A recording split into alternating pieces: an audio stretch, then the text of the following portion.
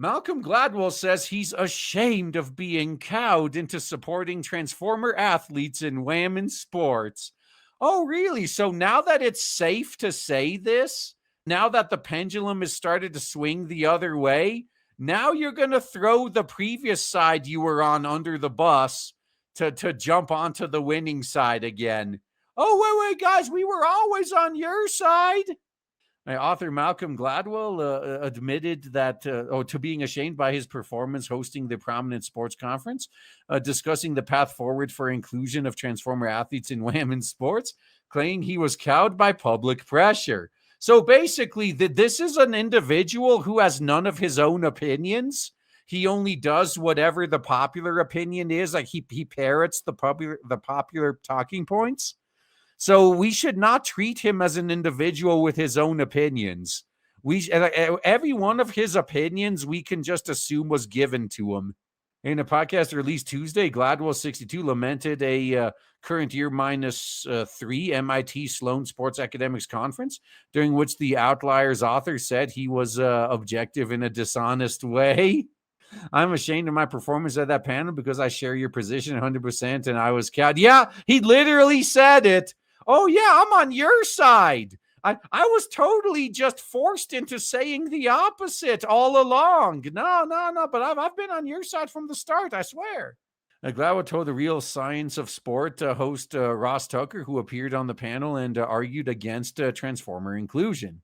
Tucker noted that while most of his statements were met with silence, pro-Transformer panelist Dr. Joanna Harper and ESPN writer Katie Barnes received raucous applause for their arguments. My suspicion was that 90% of the people in the audience were on your side, but 5% of the audience was willing to admit it.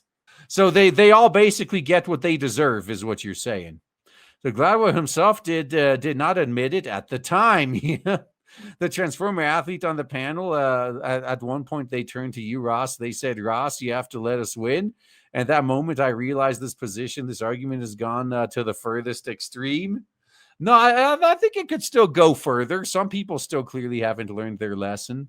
They're not asking for a place at the table. They're not asking to be treated with respect and dignity. What they're asking is for no one to question their considerable physiological advantage they bring to the sport. And to be fair, why would anyone?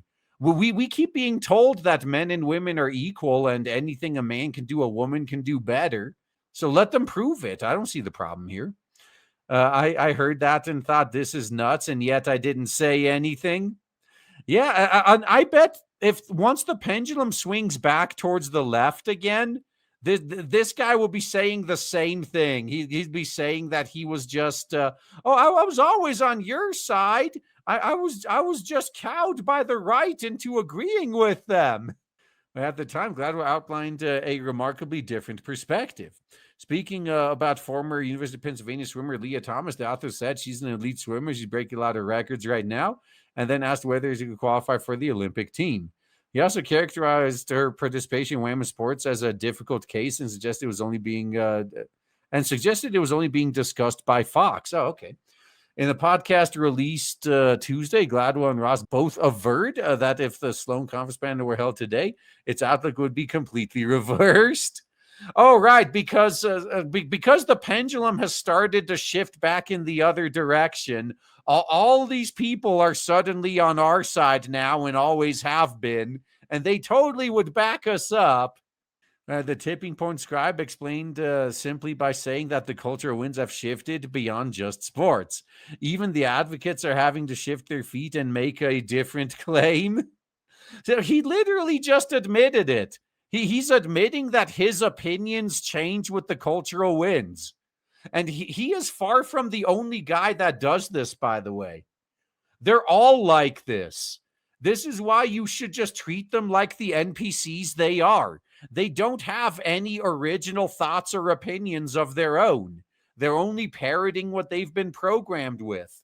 Whatever is the popular, socially acceptable opinion to hold, that's the one they're gonna have. So you don't need to treat them as individuals with their own opinions, because they're not.